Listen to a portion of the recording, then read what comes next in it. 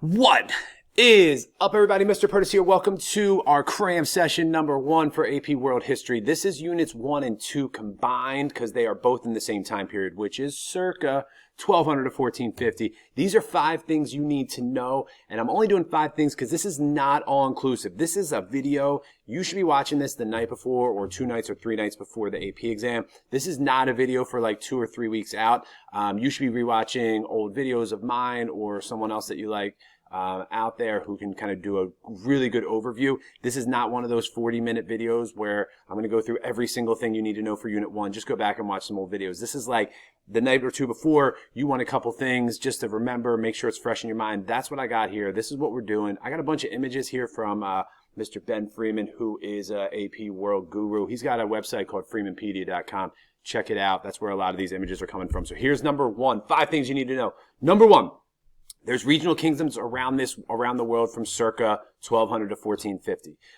Almost all of these empires are centralized with the exception of Western Europe up here, which is going through feudalism, and South Asia down here, which is separated into a lot of regional or very small kingdoms. But these regional kingdoms around the world are going to be, for example, we have the Inca here, the Mayan and the Aztecs. We have the Mali Kingdom, which is going to exist. We have the fall of the Abbasid Caliphate, and we have these, which is kind of going to be broken up into certain areas that are going to be controlled by different regions in the Middle East. We have the Tang and the Song over here. We have a loosely decentralized area in Japan, and then Southeast Asia is decentralized. So that's what we're looking at around the world during this time. The regional kingdoms themselves are generally pretty centralized, which means one ruler is in control, and their power is carried out by people underneath them. Number 2, these kingdoms are linked through trade. So these kingdoms are regional. I'm going to come back here for a second, which is much different than what we're going to see in the next time period of 1450 to 1750, where we have large overseas colonies and these gunpowder empires. In this one, they're regional, local. These local kingdoms are linked together, though. And they're linked together through trade networks and through trade. So the other key piece of this time period, besides these kingdoms, is also the trade piece. So there's really 3 main trade routes that we're talking about during this time period. We have the Indian Ocean trade, which connects East Asia and Eastern, what is now China, all the way down through here. It connects Southeast Asia here. Don't forget, for some reason, I love the Strait of Malacca, which is right along here. It allows you to go from the South China Sea into the Indian Ocean. We have South Asia here, part of the Indian Ocean trade. And then the Indian Ocean trade goes up into what is used to be known as Mesopotamia, is now the Middle East, as well as up here and can link into Egypt, which will connect eventually to the Mediterranean Sea, and also East Africa. So the Indian Ocean trade is hugely expansive. It is unifying multiple people. During this time period, you need to know the monsoon winds. That's what these are about. That's mainly dominated by Muslim merchants who are going out in attempts to convert people and just to trade. We also have the Silk Road right here, which is going to thrive under the Mongols, which hold off on that for 1 second. We have a lot of transfer of ideas coming across this way, and also the spread of religion, which comes across this way. And one of the keys here, as your kind of last minute review, is trade usually is going to spread a couple things: technology, food, religion, and disease. So those are kind of the 4 things that whenever you see trade, usually AP wants you to know and connect with that stuff. So we got the Silk Road coming all the way across, which is going to link East Asia to Constantinople and the Middle East. And then last but not least, we do have the sub or trans-Saharan trade route, which is going to be primarily used by camels, which we're going to see a lot of Muslim merchants along the way. So these kingdoms are going to be linked. And that's kind of an important piece to remember, that we have these regional kingdoms, but they're linked together, and it allows for the spread of ideas, diseases, people, religion, etc. This is kind of another, just like a zoom in here on the Indian Ocean trade route. So you can see we're really using the monsoon winds to come across this way.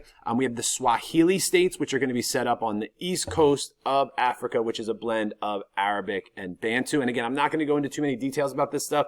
Go back and watch some old videos if you're totally confused. We have the Strait of Malacca here, which is a hugely important area to control. If you control this, you control the travel through. You can force people to pay taxes. And then we have stuff in here. So for example, in India, people want Indian products, specifically what we're looking at in India, textiles, tea. We have ivory over here on this coast, And we do have explorers who are going to use this route. So we have Zheng He, Ibn Battuta, Marco Polo, more on them in a second.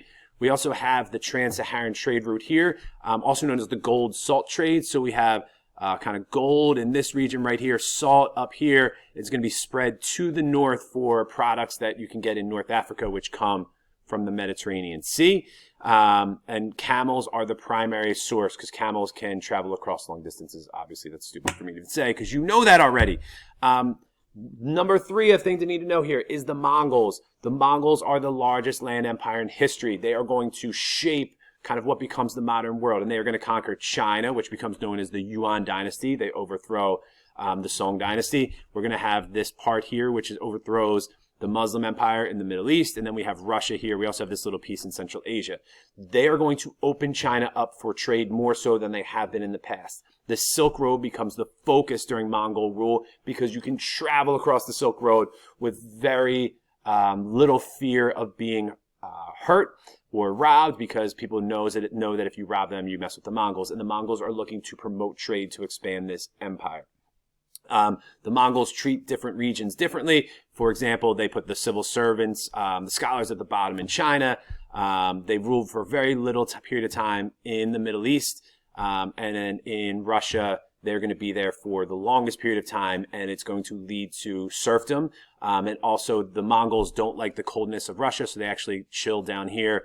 And because it's much better, much more similar to their climate in the Mongolian region. So they're going to chill down here, and they allow Russian princes to remain in charge, and those Russian princes are going to be able to tax people and then give some of that tax as tribute to the Mongols, which allows the princes to rise in power, which is going to be in the next time period where they form their empire. We also have Marco Polo coming across, and he's going to hang out in the Mongol Empire. We also have belief systems during this time period, so you can't ignore the belief systems. The AP World, as they changed this curriculum in 2019 and 2020, wanted to put the belief systems in there somewhere, and they kind of dumped it into this periods 1 and 2.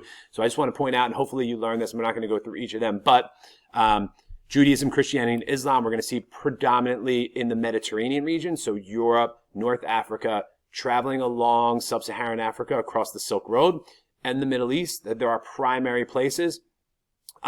We have Buddhism and Hinduism, which is going to be primarily found in South Asia. So South Asia's primary beliefs at this time are Buddhism and Hinduism. And then we're eventually going to see towards the end of this period the spread of Islam as well into South Asia. And then we also have Confucianism, Buddhism, and Taoism in East Asia. If you want to take a look at these symbols here, they don't pop up too often on the AP exam, but you might see something like this referring to Buddhism, which pops up every once in a while. And this is the symbol, the crescent and star for Islam. These belief systems really are going to be important throughout the rest of the course as you go all the way through Unit 7. They really, where the religions are located are continuous, and then we see some issue in periods 3 and 4 with these two. Last but not least, kind of I think this is the most important piece of this entire unit, and kind of if you're going to take one thing away from this, it's 5. That's why I put it last, not because it's the least important, because it's probably the one you'll remember. These trade routes, ideas, innovations are going to spread through these trade routes and through explorers. So one, we have some help from the explorers who are going to help spread ideas and encourage more people to go out and explore as they bring back products. People get curious and then they want to go make money and explore as well. So we have Ibn Battuta, who is a Muslim explorer. He's from the Middle East. We got Marco Polo, who is from Venice. He's from Italy, and he's going to travel to China and bunch of other places as well. And then we have Zheng He, aka proper pronunciation Zheng He, who is sent out by the Ming dynasty or the Ming Empire, who take over after the Mongols. And Zheng He is going to go set up tributary states in the Indian Ocean and in South and Southeast Asia, who are going to give stuff back. So they're going to go out and explore. They bring products and ideas back. That encourages more people to explore. We also have help from missionaries. Missionaries are people who try and convert people. We see some Islamic missionaries and merchants. Remember, Muhammad was a merchant, so other people want to go out and be merchants. So it encourages trade amongst Muslim people, and it encourages people to convert to Islam. We also have Sufi mystics. They're the whirling dervishes. They're going to be the primary merchants in the Indian Ocean trade route, and they're going to convert people. Sufis believe in kind of a mystical religious belief, but you can go back and watch that video. But Sufis are there. We also have Christian merchants. We have Buddhist merchants. We have a lot of religious merchant activity going on.